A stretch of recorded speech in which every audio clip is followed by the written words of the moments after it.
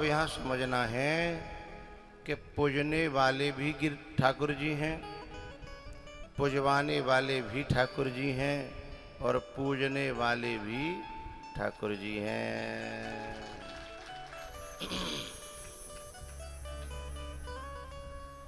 ऐसे ही हमारा जब देह से ऊपर हम उठेंगे तो हम ज्ञाता भी होंगे, ज्ञान भी होंगे और ज्ञेय भी हम ही होंगे।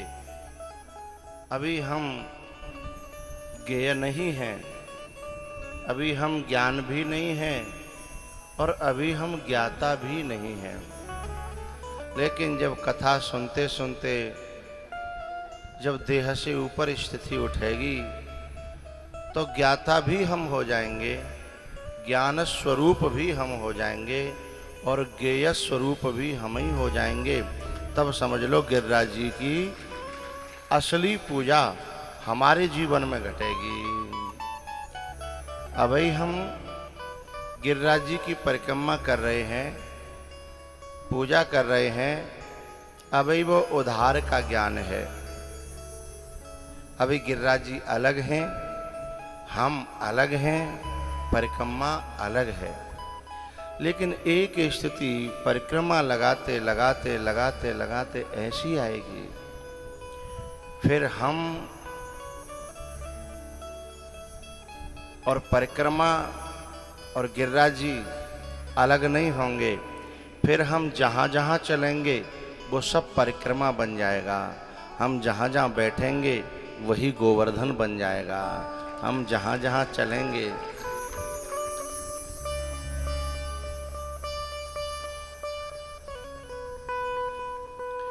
यद यद कर्म करोमि तत्तदखिलम शंभो तवाराधनम।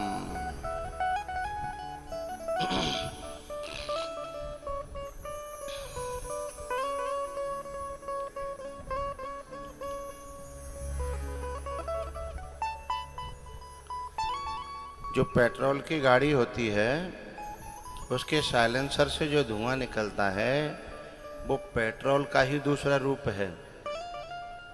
धुआं जल करके, पेट्रोल जल करके क्या बन रही है? धुआं, है ना।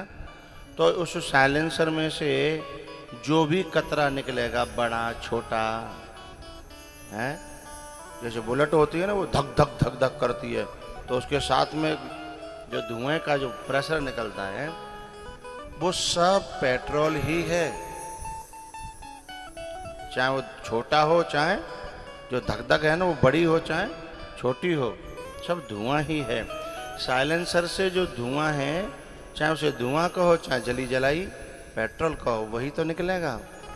ऐसे ही जब हम तुम जब देह से ऊपर उठ जाएंगे तो हमारे मुख से निकला हुआ हर शब्द मंत्र बन जाएगा, चलने का हर कदम परिक्रमा बन जाएगा, हमारा चलना फिरना डोलना ये सब साधना बन जाएगी। कोई क्रिया न रहेगी, फिर ये सब साधना स्वरूप ही हो जाएंगे हम।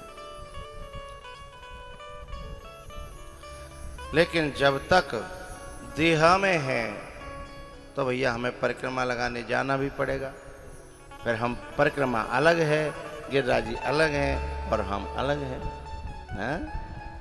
हाँ, तो जब तक जो है द्वैत भाव है तब तक अलग अलग हैं। और जहां द्वैत मिटा है, तू नहीं मैं नहीं, तो मिलकर के एक बन गया। ब्रह्म सत्यम जगन मिथ्या जीवो ब्रह्मैव नापरः।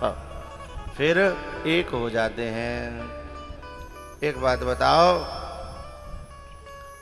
हमने कुआं में से बाल्टी खींची पानी की और खींचत खींचत खींचत आधे पे आ गई, तब तक हम क्या कह रहे हैं? देखो जी हमारी बाल्टी को पानी है और जो नीचे रहेगा वो क्या है? वो कुआं को पानी है।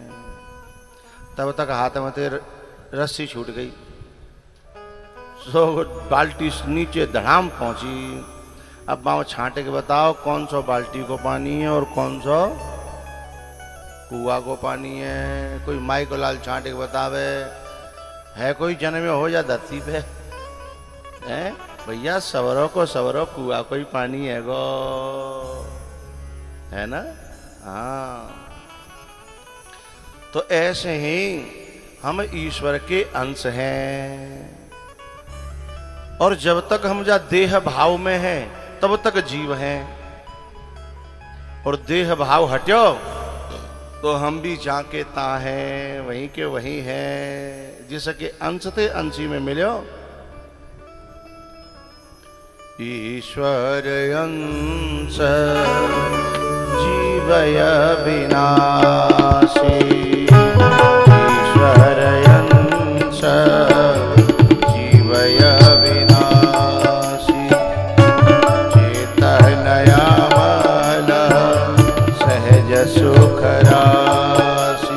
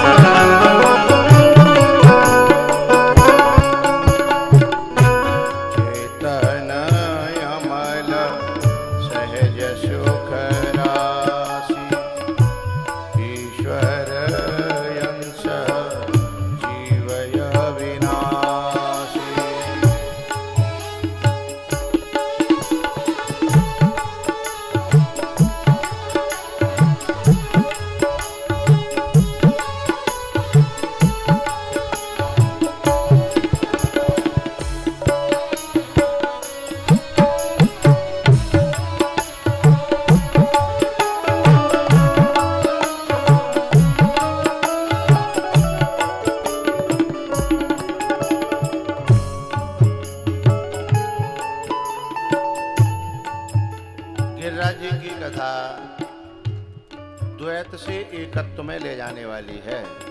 द्वैत मिटेगा, एकत्व आएगा, तब सच्ची अपने जीवन में गिरिराज जी की पूजा घटेगी। पुजारी, पूजा और पूज्य, ये तीन फिर तीन नहीं रहेंगे, तीनों का एक बन जाएगा, सुपड़ा साफ हो जाएगा। ध्याता ध्यान और ध्येय, ज्ञाता ज्ञान और ज्ञेय, प्रमाता प्रमाण और प्रमेय, ये तीनों का जब एक हो जाएगा, उसके बाद भगवान ने चीर हरण लीला की। ये चीर हरण लीला क्या है?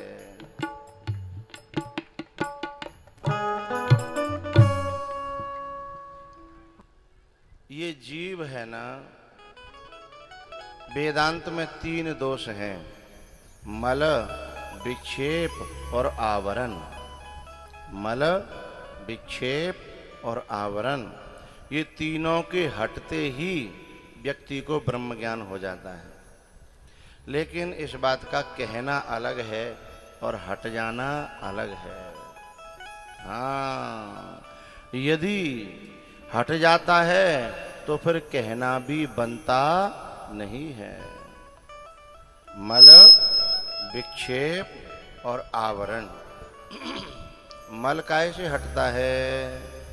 बोले निष्काम कर्म से मल हटता है, उपासना से विक्षेप हटता है।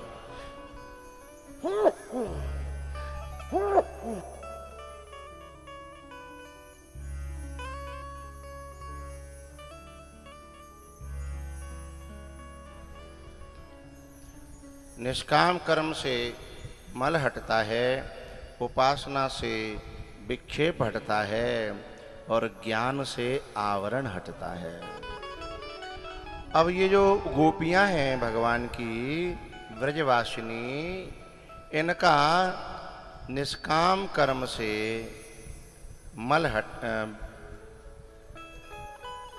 मल जो है, हृदय की मल कहते हैं, हृदय की जो सकाम वृत्ति है, जो कामनाएं हैं, यही तो मैल है।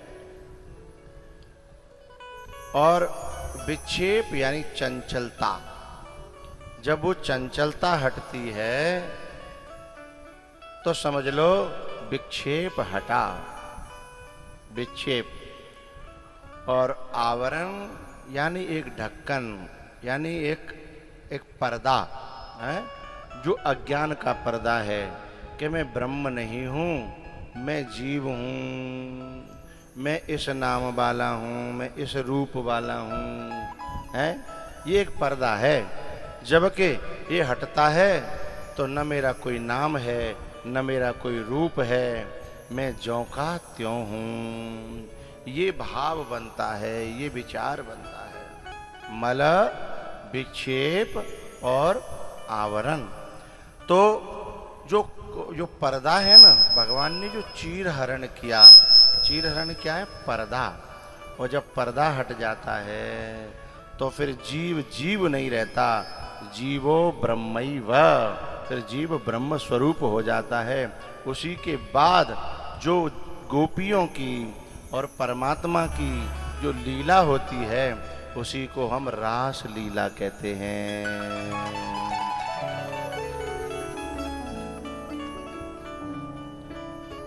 तो जो ज्ञान का स्वरूप है, और ज्ञान जो है, उससे ज्ञान के जीवन में आने से पहले सब कुछ अपवित्र ही अपवित्र है। क्योंकि नहीं ज्ञानेन सदृशम पवित्रम इह विद्यते। जब ज्ञान आ जाता है तो सब कुछ पवित्र ही पवित्र हो जाता है, और सन्यासी चलता फिरता ज्ञान का स्वरूप होता है। तो कथा में हमारे आकर के काशी से विश्वनाथ की प्रसादी लेकर के आए हैं। और देखो, मानने वाली बात है, यदि हम माने कि ये संत आए हैं तो संत आए हैं, नहीं माने तो भिक्षुक आए हैं तो भिक्षुक आए हैं, और यदि माने कि संत के रूप में काशी से यदि कोई आया है तो बाबा विश्वनाथ ही आए होंगे, तो रूप कोई भी हो सकता है।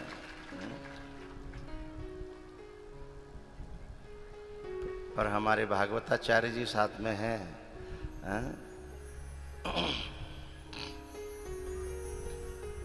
तो बात चल रही है चीर हरण लीला की।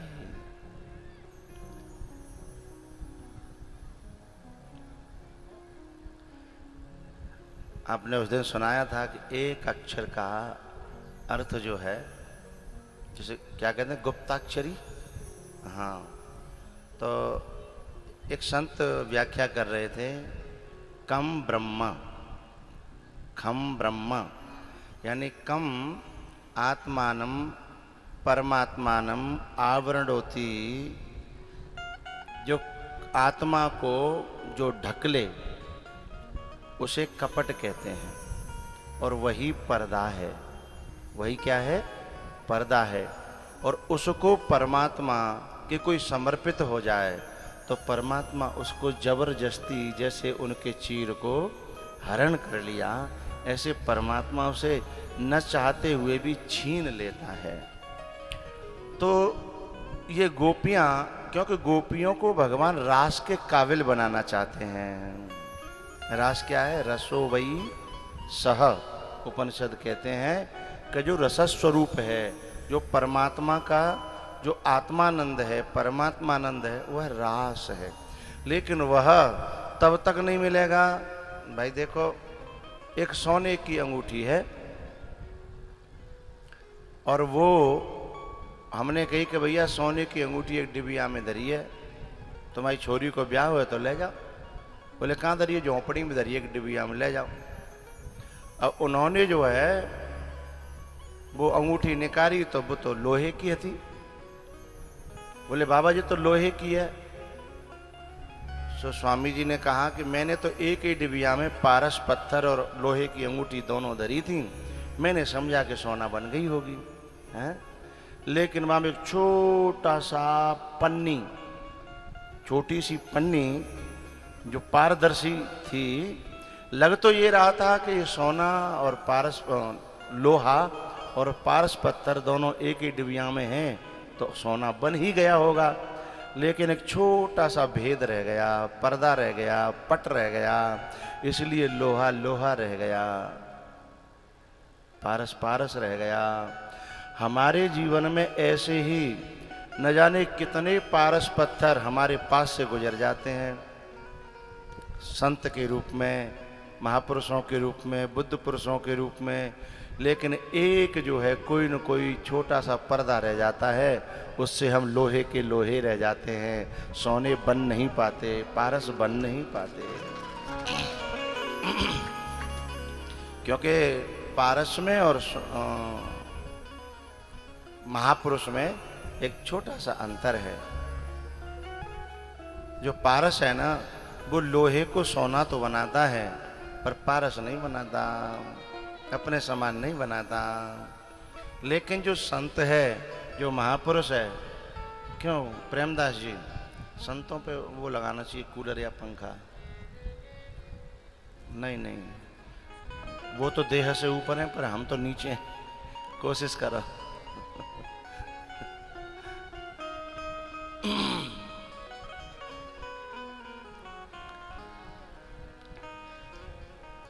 हमारे, मैं एक बात श्रोताओं से पूछना चाह रहा हूं, ये बताओ भैया, सोना अच्छा है, नहीं चांदी अच्छी है कि लोहा? चांदी महंगी है कि लोहा? भाई चांदी महंगी है, लेकिन एक समय ऐसा आता है जब पारस पत्थर मिल जाए तो लोग चांदी फेंक देते हैं, यूँ कहते हैं जितना लोहा मिल जाए, क्योंकि पारस पत्थर के मिलने पर चांदी चांदी ही रह जाएगी, लेकिन लोहा सोना बन जाएगा। चांदी है देव शरीर, चांदी है देव शरीर,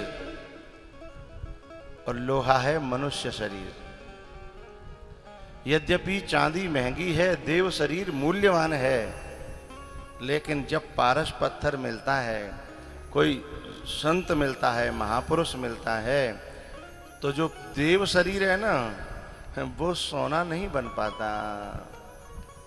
उसमें वो तत्व नहीं है, वो गुण नहीं है, वो त्याग नहीं है, वो वैराग नहीं है, वो तप की भावना नहीं है, क्योंकि भोग प्रदान होने के कारण जो मनुष्य शरीर में है, तो हम भैया चांदी नहीं है, लेकिन लोहे हैं, लेकिन समय आ जाए तो चांदी से कई गुना कई गुना कई गुना अच्छे हैं। हमें तो लोहा ही रहने दो, हम तो लोहे ही अच्छे हैं।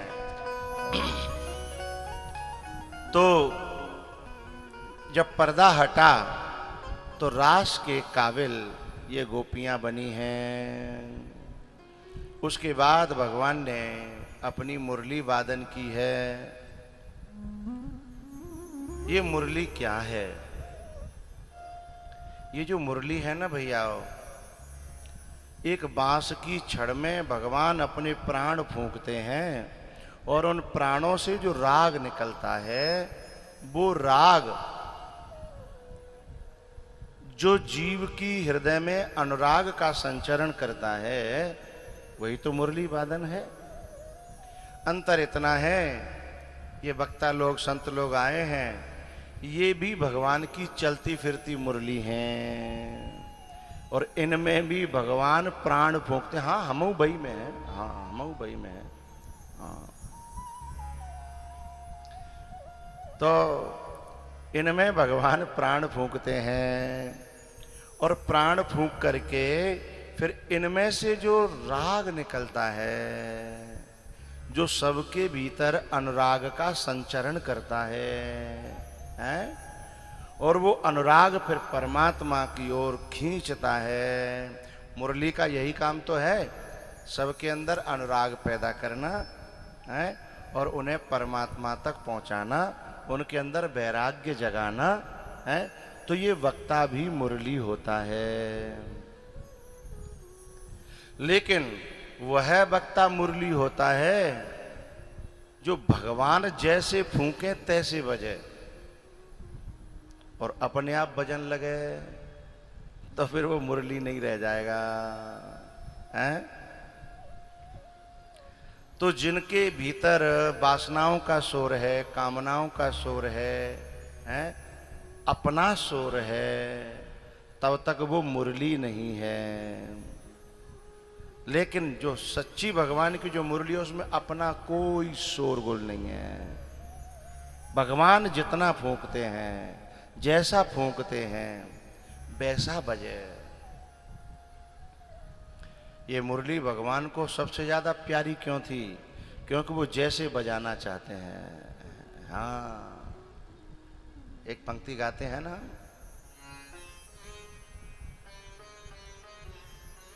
हाँ, मैं तो मुरलिया तेरे हाथों की, ये मैं तो मुरलिया तेरे हाथों की, चाहे तू जैसे बजा ले मुरलिया वाले, चाहे तू जैसे बजा ले मुरलिया वाले।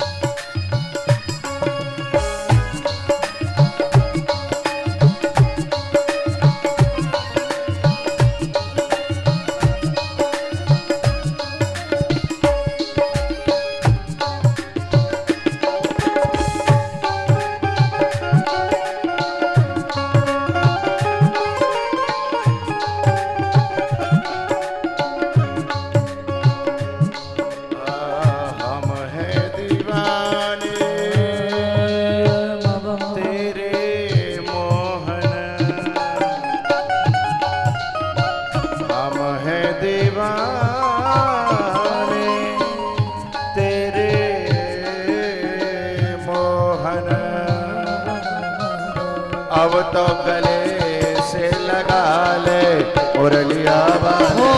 जीवन है तेरे हवाले मुरलिया वाले, जीवन है तेरे हवाले मुरलिया वाले।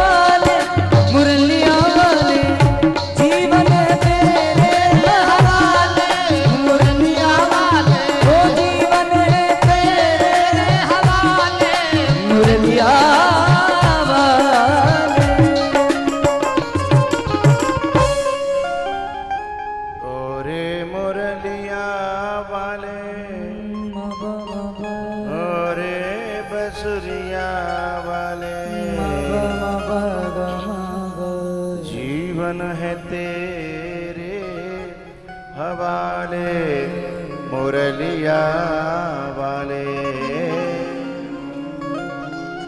जीवन है तेरे हवाले मुरलिया वाले।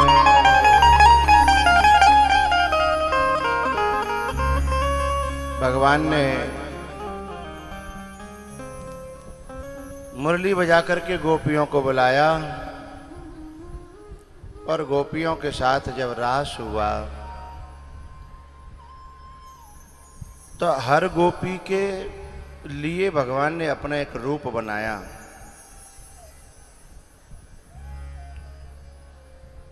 और गोपियों को अहंकार हुआ कि भगवान तो केवल मेरे ही हैं।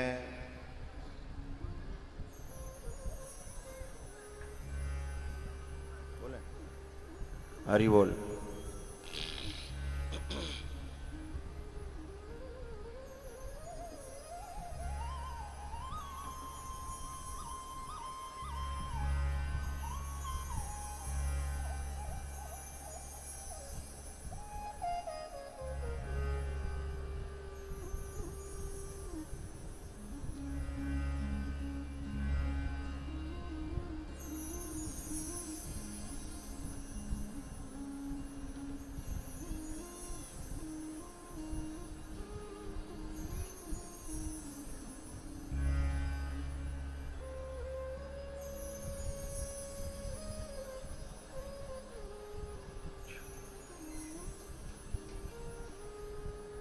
हरि बोल।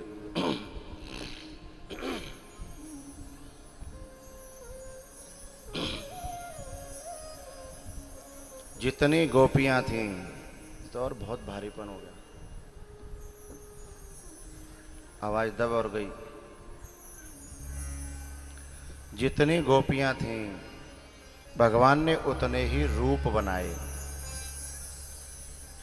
अब जब जितनी गोपियां थीं उतने रूप बनाए तो हर गोपी को लगा कि भगवान तो केवल मेरे संग हैं और तो सब वैसे ही घूम रही हैं। तो ये जो भगवान के पाने का जो अहंकार हुआ, यहाँ सुखदेव जी महाराज कहते हैं कि प्रशमाय प्रसादाय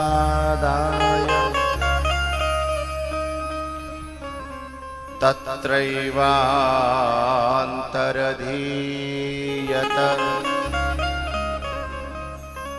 तासां तत्सौभगमदं वीक्षमानं च केशवः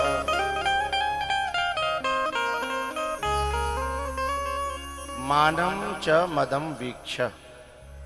मान और मद, ये दो असुर जो है साधक के हृदय में भी घुस जाते हैं।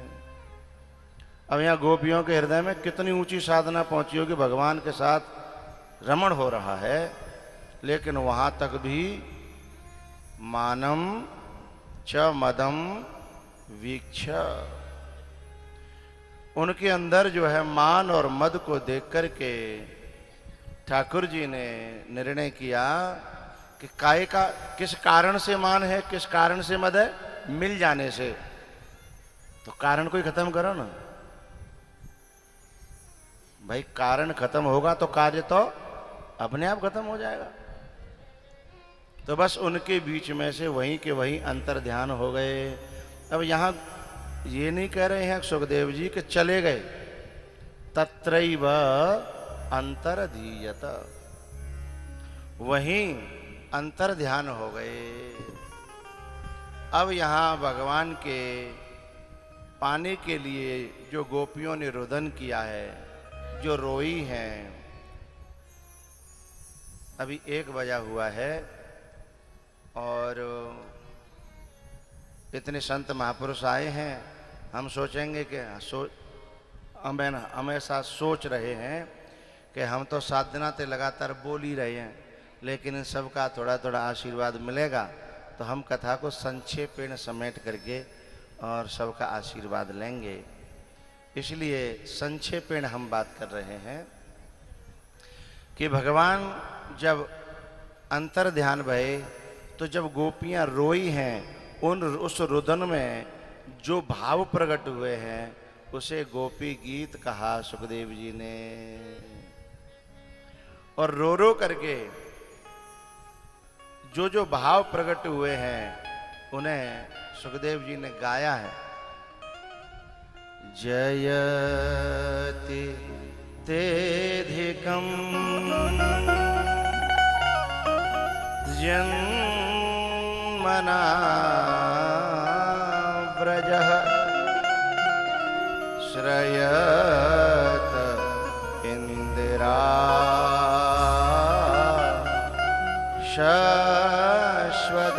शश्वदत्रहि दयेत दृश्यता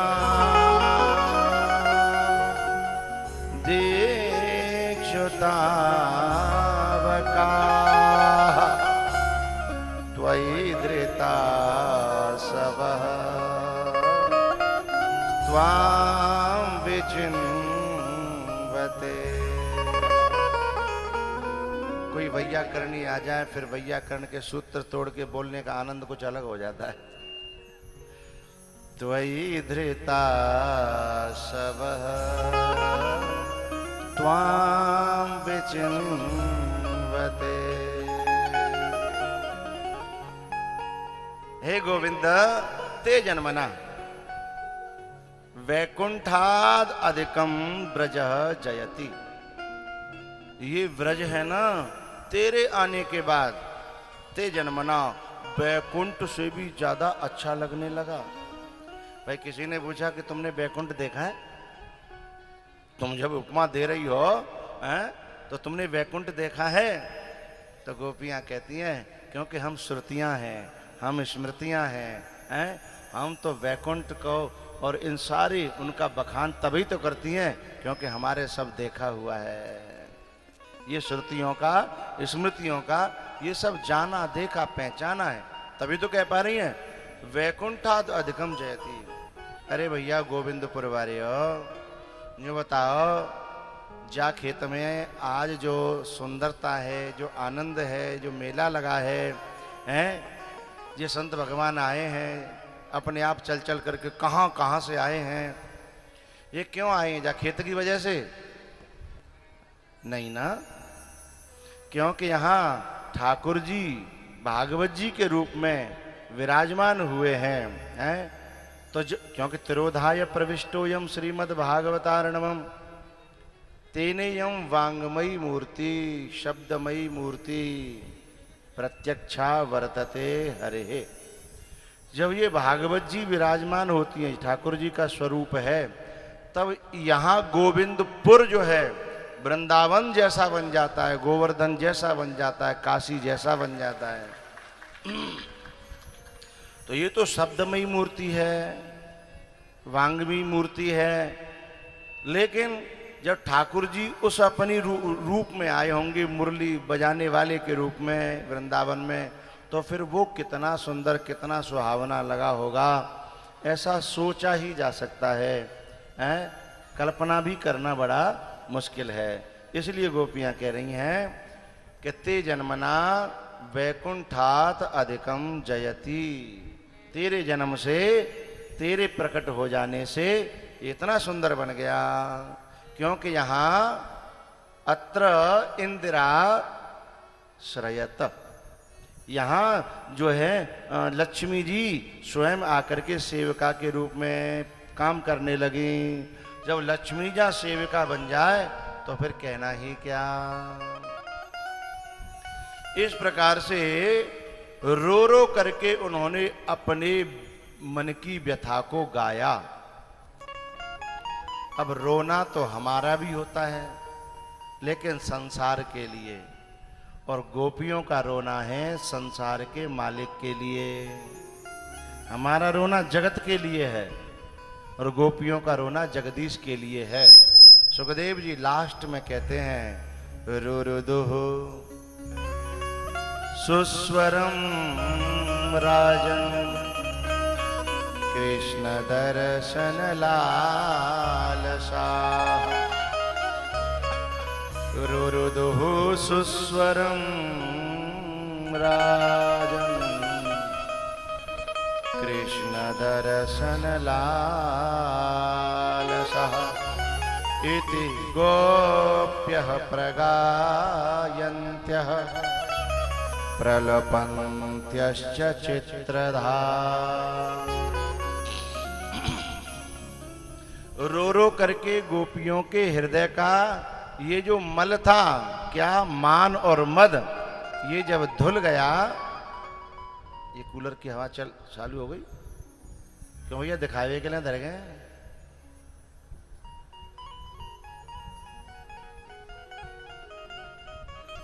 तो जब मैल धुल जाता है, मल धुल जाता है, तो भगवान का, मैंने कल कहा था ना, भगवान सत्यव्रत हैं। सत्यव्रतम त्रिसत्यम है। तो जो सत्यव्रत हैं उनका एक व्रत क्या है कि निर्मल मन जन सो मोहि पावा।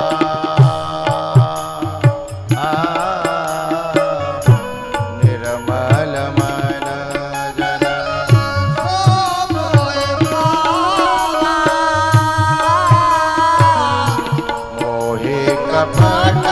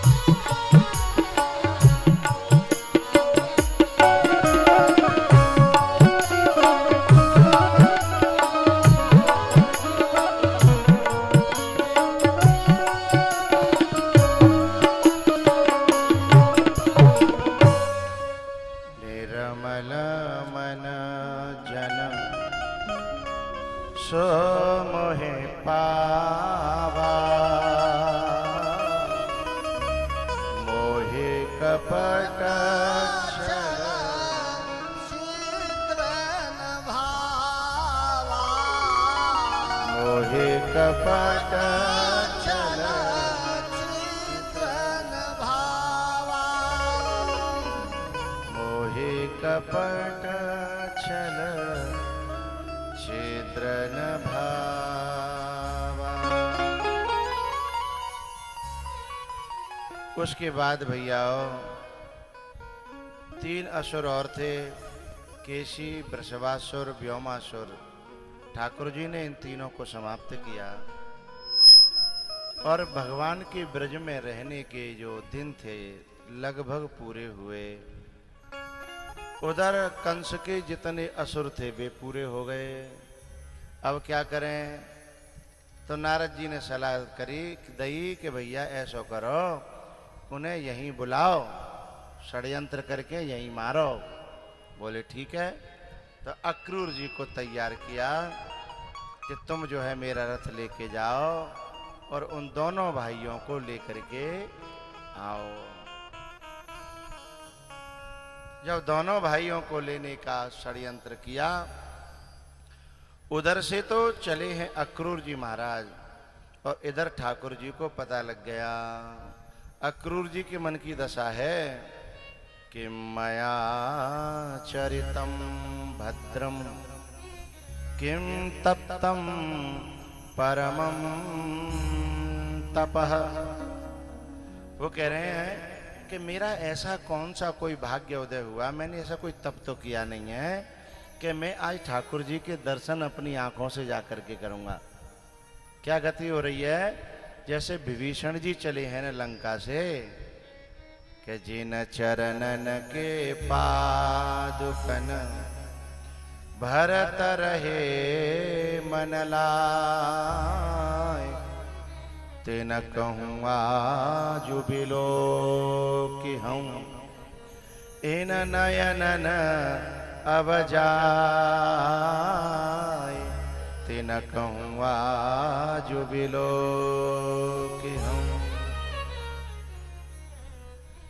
जिन चरणों की पादुकाओं को भरत जी अपने हृदय में धारण कर रहे हैं, आज उन्हें देखने का मुझे मौका मिलेगा। विभीषण जी की मन की यह गति है, यही आज अक्रूर जी के मन की गति है। अक्रूर जी जो है सुबह के चले हैं। वृंदावन से मथुरा की दूरी बहुत ज़्यादा नहीं है, 15 किलोमीटर है, लेकिन सुबह से शाम हो गई। क्यों हो गई भैया? वहाँ लगना तो आधा घंटा चाहिए था, ज़्यादा से ज़्यादा 1 घंटा, लेकिन पूरा दिन हो गया। क्योंकि अक्रूर जी महाराज भाव में खो जाते हैं और वो घोड़े जो है उनके कहीं के कहीं ले जाते हैं। और उपनिषद कहते हैं कि ये इंद्रियां हैं ना, यही तो घोड़े हैं।